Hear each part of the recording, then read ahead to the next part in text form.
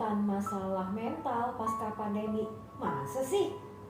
Ya mungkin itu pernyataan dari banyak orang berpikir pandemi sudah hampir lewat, sudah masa masuk pasca pandemi, harusnya hidup jadi lebih baik kan? Tapi ternyata gak seperti itu loh. Nih ceritanya ya, seorang remaja pernah cerita, tapi ini masih waktu pandemi. Dia cerita hidupnya sungguh membosankan dan bikin dia frustrasi. Gimana gak frustrasi kak? Gak pernah ketemu temen, gak bisa ikutin pelajaran pas online. Ya iya sih belajar, tapi kan beda. Aku susah kalau aku gak ngerti, nanyanya juga ya susah lah kak. Ya, akibat itu nilainya sampai anjlok. Dan dia takut banget pada waktu itu gak bakal naik kelas. Terus aku tanya dong sama dia, nah sekarang dia kan sudah melewati masa-masa menuju pasca pandemi, gimana? Ya ternyata tetap dia bilang, tetap dia merasa susah adaptasi. Waktu masuk sekolah ternyata masih punya banyak batasan-batasan, gak boleh inilah, gak boleh itulah. Apalagi ditambah ternyata waktu dia ketemu teman-teman lamanya secara langsung, dia kok jadi merasa asing ya sama teman-temannya. Rasa-rasanya kayak baru kenalan gitu. Teman-temannya juga gitu, kayak takut-takut dan enggan untuk diajak bicara. Nah, sebenarnya apa sih yang menjadi pergumulan remaja yang seharusnya dihadapi mereka? Seorang psikolog bernama Sandrock mengatakan waktu remaja, ya waktu seseorang masuk masa remaja, sebenarnya dia punya 5 tugas perkembangan.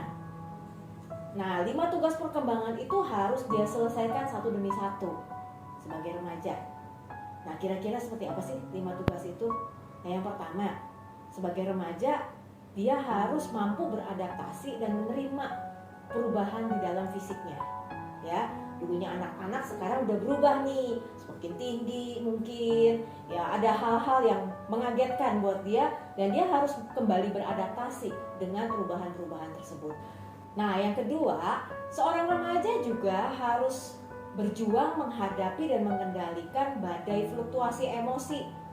Siapa di sini yang pernah merasakan, kok saya jadi moody-an ya? Saya kadang-kadang bisa seneng banget, tapi dalam beberapa detik kemudian saya merasa hidup saya suram. Dan mungkin kalian-kalian yang pernah ngadepin jadi bingung dengan siapa sih diri saya kok jadi berubah seperti ini. Nah, itu baru 2 tuh tugasnya. Lalu ada yang ketiga. Yang ketiga itu mau gak mau dia harus belajar mengembangkan pemikirannya. Ya, kalau dulu pemikirannya segala sesuatu sifatnya konkret, sekarang dia berkembang menjadi seseorang yang mau tidak mau harus belajar berpikir abstrak dan kompleks. Dia mulai berpikir kritis terhadap berbagai hal. Nah, hal yang keempat, dia juga harus berjuang memiliki standar moral. Jadi moralnya pun berkembang. Kenapa dikatakan berkembang? Kalau dulu dia diajarin sama orang tuanya mungkin. Nah, sekarang ketika dia sudah masuk ke dalam dunia yang lebih luas, pertemanan dia sendiri yang mulai menentukan standar moral seperti apa yang saya harus punya. Nah, ini termasuk berkaitan dengan spiritualitas juga sih ya. Bagaimana dia juga memandang Tuhan di dalam hidupnya. Lalu tugas kelima, dia juga harus belajar bisa beradaptasi dengan dunia sosialnya. Apakah dia diterima dan memiliki komunitas yang mensupport dia. Nah, sebenarnya dengan 5 tugas yang segitu beratnya, ya, dia bisa melewatinya kalau dia dibantu oleh perjumpaan secara bebas dan merdeka dengan teman-temannya yang di luar keluarga. Bagi remaja, pertemanan itu kebutuhan utama sebagai cermin dan juga pembanding di dalam membentuk identitasnya.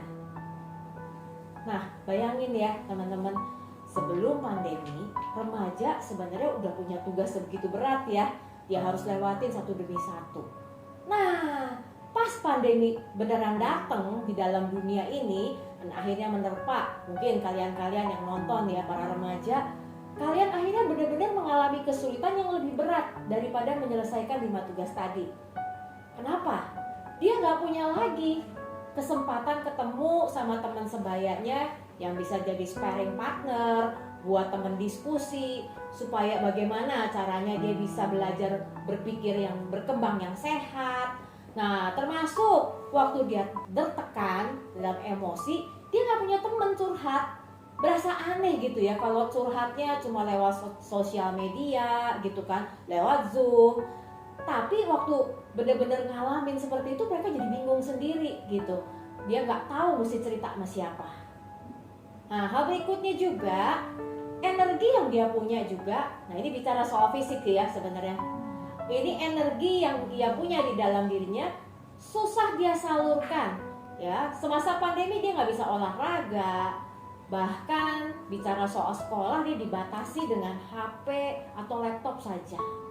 Dia mengalami lelah secara fisik, secara emosi, dan akhirnya mulai deh ya muncul pemikiran dia jadi stres mungkin, frustrasi seperti yang diceritakan si remaja tadi. Nah, kesulitan yang dia hadapi secara pribadi masih ditambah dengan problem-problem yang dihadapi oleh orang tua. Ada mungkin di antara kalian yang orang tuanya kena PHK, lalu juga jadi banyak konflik sama papa mama, ya, karena papa mama pun terpaksa harus terbatas bareng-bareng di dalam rumah berhari-hari. Lalu di waktu bersamaan remaja-remaja ini juga mulai dibingungkan untuk rencana masa depannya. Pandemi banyak membuat kita semua kebingungan dan khawatir, ya, kekhawatiran yang sepertinya gak jelas kapan ujungnya. Maka tidak heran hasil survei dari Universitas Gadjah Mada di 2022 mengatakan 1 dari 3 remaja mengalami kesehatan mental, problem kesehatan mental. So teman-teman, bagaimana kalau ternyata problem yang tadi saya coba ceritain ke kalian adalah gambaran dari kalian-kalian, termasuk remaja-remaja yang punya isu kesehatan mental. Ya. Apakah ada jalan keluar? Apakah ada solusi dengan situasi seperti ini? Nah, saya mau mengajak teman-teman, ada 4 hal yang teman-teman bisa lakukan sebenarnya. Yang pertama, kalau kalian mau keluar dengan situasi gangguan kesehatan mental, entah itu kalian sebatas stres berkepanjangan atau bahkan sampai depresi, yang pertama-tama akui dulu memang kamu punya masalah. Nah, selama kamu mencoba mengingkari dan menutupi, problemnya bukan selesai, problemnya akan semakin parah. Hal yang kedua yang bisa kalian lakukan adalah mencoba menuliskan atau menggambarkan situasi hatimu yang menjadi sarana untuk meluapkan perasaan yang selama ini sulit kamu ekspresikan. Ya, bisa itu kemarahan, bisa itu kesedihan, bisa itu perasaan tertekan, ya. Nah, di balik perasaan-perasaan tersebut, pelan-pelan coba identifikasi apa sih pikiran yang muncul, ya. Pikiran-pikiran seperti apa yang muncul di balik perasaan-perasaan tersebut, ya. Lalu kalau kamu sudah menemukan, kamu evaluasi apakah sebenarnya pikiran ini sehat atau perlu kamu ubah dengan pikiran yang lebih berpengharapan. Hal ketiga, nah ini penting banget. Di balik rasa terisolasi kamu, di momen-momen kita merasa sendiri, merasa kesepian, itu adalah momen-momen kita makin mencoba menjalin relasi dengan Tuhan. Mulai bertanya, Tuhan, dalam kondisi ini sebenarnya apa sih yang Tuhan mau aku lakukan? Ketika kita mencoba bertanya, Tuhan pun sebagai pencipta seringkali memakai berbagai macam cara, media untuk menyatakan apa yang dia mau ngomong sama kita. Nah, ini menariknya teman-teman. Di momen-momen orang paling susah, paling sulit ketika dia cari Tuhan, saya percaya Tuhan pun ingin berkoneksi sama kita. Ya. Nah, yang keempat, nah ini sesuatu hal yang saya yakin teman-teman juga bisa lakukan. Saya gak punya teman saya jadi aneh gitu ya. Saya pun diri saya merasa aneh. Mau gak mau, teman-teman mulai lagi proses relasi yang terhambat.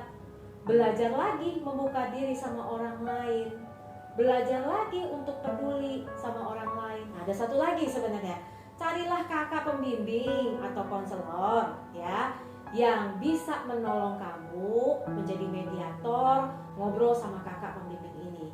Dan untuk itu sebenarnya nggak jauh-jauh, kamu bisa kontak nih di atas ya. Ntar kalian lihat ya, ada nomor dari puzzle ya, kakak-kakak puzzle bersedia banget nolongin kamu. So, jangan pernah menyerah dalam kondisi apapun, tetap ada harapan buat kamu semua.